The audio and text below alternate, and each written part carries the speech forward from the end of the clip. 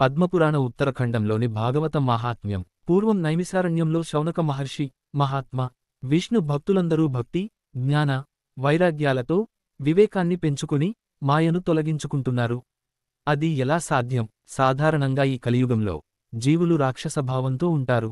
అట్టి ఆపదలో ఉన్నవారు తరించుటకు ఏదైనా ఉపాయం ఉందా? శ్రేయస్సుల్లో శ్రేయమైంది, పవిత్రమైంది, శ్రీకృష్ణుని చేర్చునదైన సాధనమేది? చింతామణి కోరిన సుఖాలనిస్తుంది, కల్పవృక్షం కోరిన సంపదలనిస్తుంది, సద్గురువు యోగులకు దుర్లభమైన వైకుంఠాన్నే ఇయ్యగలడు కదా అని ప్రార్థించాడు. శౌనకుని ప్రశ్నకు సమాధానంగా సూతమహర్షి, ఓ శౌనక, కాలమనే నల్లత్రాచు పాముచే కరవబడిన సంసారికి సుఖాలనిచ్చేది సుఖమహర్షి చెప్పిన భాగవతమొక్కటే. ఎన్నో జన్మల్లో పుణ్యం చేసిన వారికే భాగవతం లభిస్తుంది. సుఖబ్రహ్మ పరీక్షిత్తుకు భాగవత కథను చెప్పడం మొదలుపెట్టాడు. ఆ కథలు వినడానికి దేవతలు అమృతభాండంతో వచ్చారు. ఆ అమృతభాండాన్ని శుకమహర్షికి ఇచ్చి భాగవతామృతాన్ని తమకివ్వమని అడిగారు. అమృతమెక్కడా? భాగవతామృతమెక్కడా? అమృతం గాజుపెంకు వంటిది, భాగవతామృతం చింతామణి వంటిది అని శుకుడు నవ్వి భాగవతాన్ని ఇవ్వడానికి అంగీకరించలేదు. పరీక్షిత్తుకు భాగవత కథా శ్రవణంచేత ప్రాప్తమైన మోక్షాన్ని చూచి బ్రహ్మ ఆశ్చర్యంతో సత్యలోకంలో భాగవత కథను ఒకవైపు, మోక్షసాధనాలను మరోవైపు త్రాసులో ఉంచి తూకం వేశాడు. భాగవతమే బరువై తూగింది. భాగవతం విష్ణుస్వరూపం. దీన్ని విన్నా, చదివినా వైకుంఠ ప్రాప్తి కలుగుతుంది. 7 రోజులు భాగవతాన్ని భక్తితో పారాయణం చేస్తే తప్పక మోక్షం సిద్ధిస్తుంది. ఒకసారి సనకసనందనాది మహర్షులు విశాలానగరానికి వచ్చి నారదుణ్ణి చూసి, నారదా, నీవెందుకు దైన్యంగా ఉన్నావు, వేగంగా ఎక్కడకు పోతున్నావు అని అడిగారు. అందుకు నారదుడు, ఓ మహర్షులారా, నేను భూలోకం గొప్పదని భావించి వెళ్లాను. కాశీ, ప్రయాగ, గోదావరి, హరిద్వారం, కురుక్షేత్రం, శ్రీరంగం, రామేశ్వరం మొదలైన పుణ్యక్షేత్రాలను దర్శించాను. భూలోకమంతా తిరిగాను. ఎక్కడా సత్యం, ధర్మం లేవు. ప్రజలందరూ మందులు, మందబుద్ధులు, పాషండులుగా జీవిస్తున్నారు. ఇళ్లలో ఆడవారిదే పెత్తనం. ఆడపిల్లలను అమ్ముకుంటున్నారు. పుణ్యక్షేత్రాలను మ్లేచ్చులు పరిపాలిస్తున్నారు. యోగి, జ్ఞాని, సిద్ధుడు, కర్మ చేసేవాడు లేనేలేరు. జనులు అన్నాన్ని అమ్ముకుంటున్నారు. ఇదంతా కలియుగ మహిమ. నేను యమునా నదితీరంలో ఒక అద్భుతాన్ని చూశాను. అక్కడ యౌవనంలో ఉన్న ఒక స్త్రీ కనబడింది. ఆమె పక్కన 2 ముసలివారు చైతన్యం లేకుండా పడి ఉన్నారు. ఆమె వారికి సేవ చేస్తూ చైతన్యాన్ని కలిగించే ప్రయత్నం చేస్తుంది. ఆమెను 100 మంది స్త్రీలు సేవిస్తున్నారు. నేను ఆశ్చర్యంతో ఆమెను వివరాలడిగాను. ఆమె తన వృత్తాంతాన్ని ఇలా చెప్పింది. ఓ నారద, నా పేరు భక్తి. ఈ 2 జ్ఞానుడు, వైరాగ్యుడు అనే నా కుమారులు. ఈ స్త్రీలు గంగ, యమున మొదలైన నదులు. నాకెక్కడా శాంతి లేదు. నేను ద్రావిడ దేశంలో పుట్టి, కర్ణాటదేశంలో పెరిగి, మహాష్ట్రంలో కొంతకాలం ఉండి చివరకు గూర్జర దేశం చేరి చిక్కిపోయాను. బలహీనురాలనయ్యాను. ఈ స్థితిలో ఉన్న నా కుమారులతో జాడ్యమును పొందాను. తరువాత బృందావనం చేరగానే నాకు నూత్న యౌవనం వచ్చింది. నా బిడ్డలు మాత్రం ముసలివారైపోయారు. ఓ నారద, నీవు బుద్ధిమంతుడివి, యోగివి. మేమిలా అవ్వడానికి కారణమేమి అని అడిగింది. నారదుడు దివ్యదృష్టితో అంతా తెలుసుకుని ఇలా చెప్పాడు. ఓ బాల, ఈ కలికాలం చాలా చెడ్డది. కలి ప్రవేశించగానే సదాచారం, యోగమార్గం, తపస్సు లోపించాయి. జనులందరూ పాపాత్ములై, రాక్షసులై దుష్కర్మలు చేస్తున్నారు. భూమి భారం మోయలేకపోతుంది. ఆదిశేషునికి కూడా భూభారం ఎక్కువైంది. ఓ భక్తి, ఇప్పుడు నిన్ను, నీ కొడుకులైన జ్ఞాన, వైరాగ్యాలను ఎవ్వరూ పట్టించుకోవడం లేదు. ఈ బృందావనం శ్రీకృష్ణ భక్తితో నిండింది కనుక నీవు తరుణివైనావు. ఈ జ్ఞానవైరాగ్యాలను ఎవరూ తెలుసుకునే ప్రయత్నం చేయడం లేదు కనుక ముసలివారయ్యారు. శ్రీకృష్ణుడు భూలోకాన్ని విడిచి వైకుంఠాన్ని చేరగానే కలి భూలోకంలో ప్రవేశించాడు. ఈ కలియుగంలో ఇంకా యజ్ఞయాగాలు, జ్ఞానం, వైరాగ్యం మొదలైనవానికి అవకాశం లేదు. కేశవనామాన్ని స్మరించడమే మోక్షదాయకం.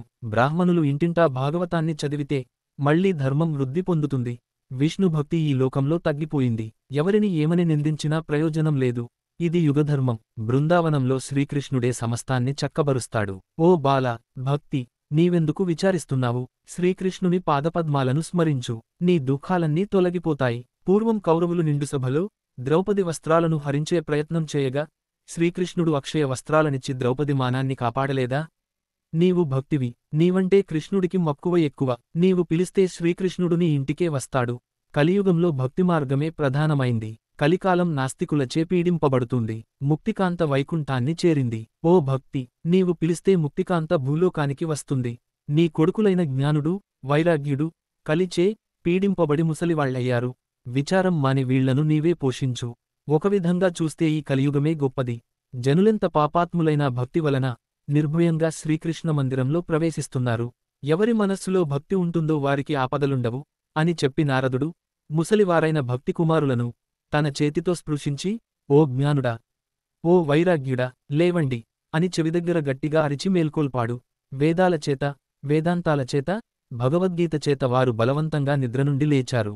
చిక్కిన శరీరాలతో మళ్లీ వారు నిద్రలోకి దిగారు.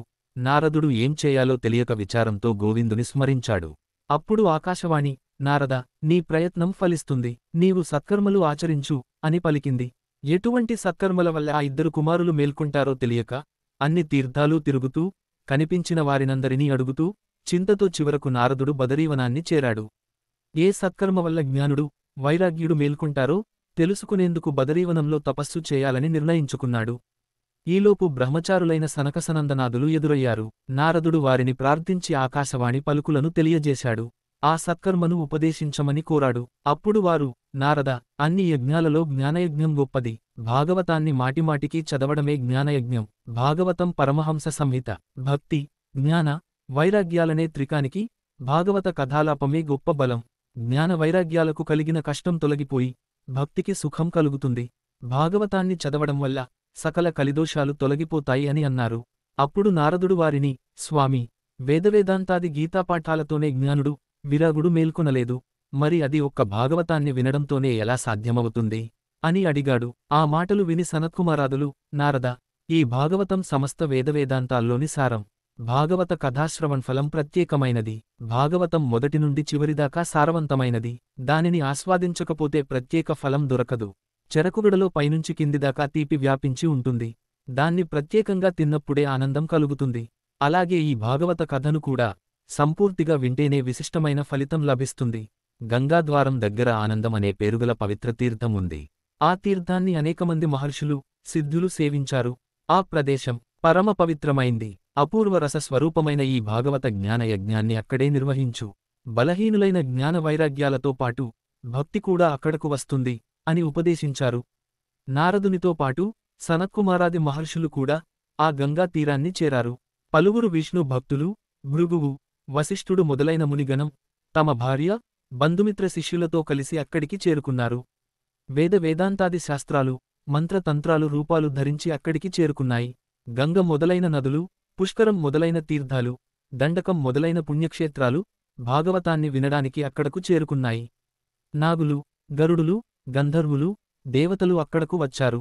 శుక్రాచార్యుడు రాక్షసులను వెంటబెట్టుకుని భాగవత శ్రవణానికి వచ్చాడు. నారదుడు భాగవత ప్రవచన దీక్షను తీసుకున్నాడు. ఋషులు, దేవతలు, విద్యలు, పుణ్యతీర్థాలు నాలుగు దిక్కులందు కూర్చున్నారు. జయజయ ధ్వానాలతో, శంఖారావాలతో, మృదంగ ధ్వనులతో సభ మారుమోగింది. పూలవాన కురిసింది. వారిలో శ్రేష్ఠులు, మహాత్ములు అయిన ఋషులు కొందరు భాగవత మహాత్మ్యాన్ని వివరించారు. భాగవతం ఒక్కటే మోక్షశాస్త్రం. వేదం, శాస్త్రం, పురుష్ సూక్తం, ద్వాదశాక్షర మంత్రం అన్నీ భాగవతమే. అంత్యకాలంలో భాగవతాన్ని స్మరించేవాళ్లు వైకుంఠాన్ని పొందుతారు. వారికి విష్ణు సాయుజ్యం, ముక్తి లభిస్తాయి. ఈ విధంగా నారదుడు దీక్షతో 7 రోజులు భాగవతాన్ని చెప్పగా అందరూ శ్రద్ధగా విన్నారు. భక్తి కూడా తన కుమారులు జ్ఞాన, వైరాగ్యులతో కలిసి భాగవతాన్ని వినింది. విష్ణువు తన తేజస్సును భాగవతంలో ప్రవేశపెట్టాడు. భాగవత శ్రవణం వల్ల భక్తి, జ్ఞాన, విరాగులకు నూతన జవసత్వాలు వచ్చాయి. అప్పుడు భక్తి, నేను మీచేత అనుగ్రహింపబడ్డాను. ఈ భాగవత కథారసంచేత కలినాశనమైంది. నేనిప్పుడు ఎక్కడ ఉండాలి అని బ్రహ్మను అడిగింది. అప్పుడు బ్రహ్మదేవుడు, ఓ భక్తి, నీవు గోవిందస్వరూపినివి. ఎల్లప్పుడూ విష్ణుభక్తుల హృదయంలో నీవు నివసించు. అందువల్ల నీకు కలిదోషాలు అంటవు అని చెప్పగా బ్రహ్మ ఆజ్ఞానుసారం భక్తి, హరిభక్తుల హృదయాల్లో నివసించసాగింది. శ్రీహరి కూడా వైకుంఠాన్ని వదిలి తన భక్తుల హృదయాల్లో నివాసాన్ని ఏర్పరచుకున్నాడు. నారదుని భాగవత సప్తాహ జ్ఞానయజ్ఞ ప్రవచనాన్ని వింటూ అక్కడున్న మహర్షులు అలౌకికమైన సమాధి స్థితిలోకి వెళ్లారు. వాళ్లను చూసి నారదుడు, ఈ భాగవత సప్తాహం వల్ల మూర్ఖులు, మహాపకారులు, పాపాత్ములు, పశుపక్ష్యాదులతో సహా తమ పాపాలను పోగొట్టుకున్నారు. ఈ లోకంలో ఆత్మశోధనకు భాగవతం కంటే పవిత్రమైనది లేదు.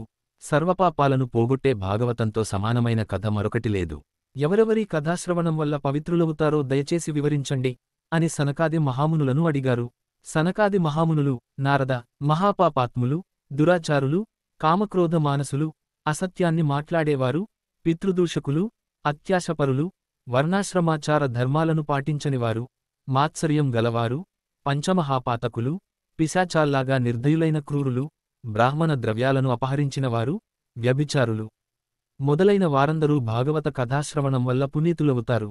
పూర్వం జరిగిన ఒక వృత్తాంతాన్ని చెబుతాను విను. ఈ వృత్తాంతాన్ని వింటేనే పాపం నశించిపోతుంది. గోకర్ణోపాఖ్యానం. తుంగభద్రా నదీతీరంలో ఒక పట్టణముంది. ఆ పట్టణంలో సకల వేదాలను చదివిన ఆత్మదేవుడనే బ్రాహ్మణుడు ఉండేవాడు. అతడు భిక్షావృత్తితో ధనవంతుడయ్యాడు. అతని భార్య దుందులి, ఆమె గయ్యాలి. వారికి సంతానం కలగలేదు. ఆత్మదేవుడు ఒకరోజు అడవికి వెళ్లాడు. అక్కడ ఒక సన్యాసి కనిపించాడు. ఆత్మదేవుడు సన్యాసి కాళ్లపై పడి నమస్కరించి, అయ్యా, నాకు సంతానం లేదు. నేనొక గోవును పెంచుకుంటున్నాను. ఆ గోవు కూడా గొడ్డుదయింది. నేను చెట్టును పెంచినా కూడా అది ఫలాలనివ్వడం లేదు. సంతానం లేని నిర్భాగ్యుని జీవితం వ్యర్థమే కదా. నాకు సంతానం కలిగే ఉపాయాన్ని చెప్పండి అని ప్రార్థించాడు. ఆ సన్యాసి, ఓ విప్రోత్తమా, నీకు ఒక పండిస్తాను. నీవు దాన్ని నీ భార్యతో తినిపించు. కుమారుడు తప్పక జన్మిస్తాడు అని పండునిచ్చి వెళ్ళిపోయాడు. ఆత్మదేవుడు ఆ ఫలాన్ని తెచ్చి భార్యకిచ్చాడు. ఆమె తన మనస్సులో, ఈ పండు తింటే నాకు గర్భం వస్తుంది, పొట్ట పెద్దదవుతుంది, కడుపులో ఉన్న బిడ్డ పెరిగిన కొద్దీ అనేక దుఃఖాలు కలుగుతాయి. పురుడు వచ్చినప్పుడు బిడ్డ అడ్డం తిరిగితే బాధ భరించలేక చావాల్సి వస్తుంది అని అనుకుంటూ ఆ పండును తన చెల్లెలికి ఇచ్చింది. ఆ చెల్లెలు, ఇప్పుడు నేను గర్భవతిని, నాకు పుట్టిన బిడ్డను నీకు ఇచ్చేస్తాను అని చెప్పింది. వారిద్దరూ కలిసి ఆ పండును ఇంట్లో ఉన్న ఆవుకు పెట్టారు. చెల్లెలికి బిడ్డ పుట్టగానే ఆమె దుందులికి ఇచ్చేసింది. దుందులి ఆ బిడ్డను భర్తకు చూపి వీడు నాకు పుట్టిన కుమారుడని చెప్పింది. ఆత్మదేవుడు ఆ కుమారునికి దుందుకారి అని పేరు పెట్టాడు. ఆ పండు తిన్న గోవుకు కూడా ఒక కుమారుడు పుట్టాడు. ఆత్మదేవుడు ఆ పిల్లవానికి గోకర్ణుడు అని పేరు పెట్టాడు. ఇద్దరు బిడ్డలను ప్రేమతో పెంచసాగాడు. గోకర్ణుడు పండితుడు, జ్ఞాని అయ్యాడు. దుందుకారి చదువులేని మూర్ఖుడు, దుష్టుడు అయ్యాడు. గోకర్ణుడు సత్కార్యాలు చేయసాగాడు. దుందుకారి దొంగ అయి, హింసాపరుడై దీనులను హింసిస్తూ, దుర్మార్గులతో స్నేహం చేసి, కుక్కలను పెంచుతూ వేశ్యాలోలుడయ్యాడు. ఆత్మదేవుడు చెడుమార్గాల్లో వెళ్తున్న తన కొడుకును చూసి బాధపడసాగాడు. దుందుకారి ఆస్తిని పూర్తిగా ఖర్చు చేస్తూ, తల్లిదండ్రులను హింసిస్తూ, సకల వస్తువులను దొంగతనం చేయసాగాడు. ఆత్మదేవుడు చావడానికి సిద్ధమై అడవికి బయలుదేరాడు. అప్పుడు గోకర్ణుడు వచ్చి తండ్రికి సంసారం నిస్సారమని చెప్పి జ్ఞానాన్ని ఉపదేశించాడు. తండ్రి, నీవు భాగవతాన్ని పారాయణం చెయ్యి, ముక్తిని పొందుతావు అని ఉపదేశించాడు. ఆత్మదేవుడు అడవుల్లో నివసిస్తూ, నిరంతరం శ్రీహరిని స్మరిస్తూ, భాగవతంలోని దశమస్కంధం పారాయణం చేయసాగాడు. ఆ పుణ్యం వల్ల ఆత్మదేవుడు శ్రీకృష్ణుడిలో ఐక్యమయ్యాడు. దుందుకారి తల్లిని కొట్టి బావిలో పడేశాడు. ఆమె మరణించింది. దుందుకారి 5 భోగకాంతలను ఇంట్లో ఉంచుకున్నాడు. దొంగతనం చేసి వారికి బట్టలు, నగలు, ధనం తెచ్చి ఇచ్చేవాడు. ఒకసారి ఆ వేశ్యలు బలవంతంగా దుందుకారిని చంపి, గోతిలో పూడ్చిపెట్టారు. వాడు ప్రేతమై, గాల్లో తిరుగుసాగాడు. అది గోకర్ణుడికి తెలిసింది. సోదరునికి గయాశ్రాద్ధాన్ని పెట్టి తీర్థయాత్రలు చేశాడు. ఒకనాడు గోకర్ణుడు పడుకుని ఉండగా దుందుకారి భయంకరమైన ప్రేతరూపంతో కనబడ్డాడు.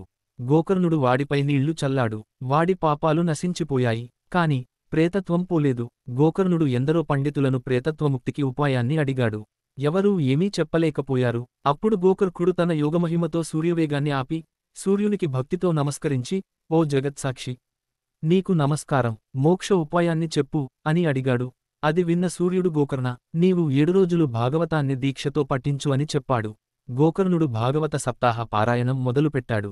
ఆ కథ వినడానికి దుందుకారి వచ్చాడు. అక్కడ 7 కణుపులతో ఒక వెదురు చెట్టు ఉండగా, దాని రంధ్రంలో దుందుకారి ప్రవేశించి, భాగవత కథ వినసాగాడు. మొదటి రోజు సాయంకాలానికి భాగవత కథ ముగిసింది. ఆ వెదురుగడ కణుపొకటి బద్దలై పెద్ద శబ్దం వచ్చింది. ఇలా ఒక్కో రోజు ఒక్కో కణుపు బద్దలవసాగింది. గోకర్ణుడు 12 స్కంధాల కథను వినిపించి, భాగవత సప్తాహాన్ని పూర్తి చేయగానే, దుందుకారి ప్రేతత్వం తొలగిపోయి దివ్యరూపంతో తులసీమాలను, పీతాంబరాన్ని ధరించి నీలమేఘశ్యాముడై, కవచకుండలాలను ధరించి గోకర్ణునికి నమస్కరించాడు. సోదరా, నీవు చెప్పిన భాగవత కథలను వినడం వల్ల నా తత్వం పోయింది, వైష్ణవతత్వం వచ్చింది. భాగవత సప్తాహం వల్ల వైకుంఠలోకం ప్రాప్తించిందని చెప్పి విష్ణు విమానమెక్కి దుందుకారి వైకుంఠానికి వెళ్ళిపోయాడు. భాగవత సప్తాహం అంత గొప్పది. భాద్రపద, ఆశ్వయుజ, కార్తీక, మార్గశిర, జ్యేష్ఠ, శ్రావణ మాసాలు భాగవత సప్తాహ యజ్ఞం చేయడానికి ప్రశస్తమైనవి. భాగవత కథాశ్రవణం వల్ల సకల రోగాలు, పాపాలు నశిస్తాయి. సంతానం లేనివారికి సంతానం కలుగుతుంది. దరిద్రులు ధనవంతులవుతారు. శుకమహర్షి భాగవత కథను చెప్తుండగా శ్రీమహావిష్ణుమూర్తి ప్రత్యక్షమయ్యాడు. ప్రహ్లాదుడు, బలిచక్రవర్తి, ఉద్ధవుడు, అర్జునుడు, నారదుడు విష్ణువును పూజించారు. పార్వతీపరమేశ్వరులు, సరస్వతీ బ్రహ్మలు అక్కడకు వచ్చారు. శుకుడు కథను గానం చేస్తుండగా ప్రహ్లాదుడు, ఉద్ధవుడు కంచుతాళాలు వాయించారు. నారద మహర్షి వీణ వాయించాడు, అర్జునుడు స్వరకల్పనతో రాగం కూర్చాడు, ఇంద్రుడు మృదంగం వాయించాడు, దేవతల జయజయ ధ్వనులతో సభ ప్రతిధ్వనించింది. శ్రీమద్భాగవత కథాశ్రవణం వల్ల పరీక్షిన్ మహారాజు శ్రీహరిలో లీనమయ్యాడు. ఇది భాగవత మహాత్మ్యం. దీన్ని చదివినా విన్నా సకల పాపాలు నశించి విష్ణు సాయుజ్య కైవల్యాన్ని పొందుతారు. శ్రీకృష్ణార్పణమస్తు.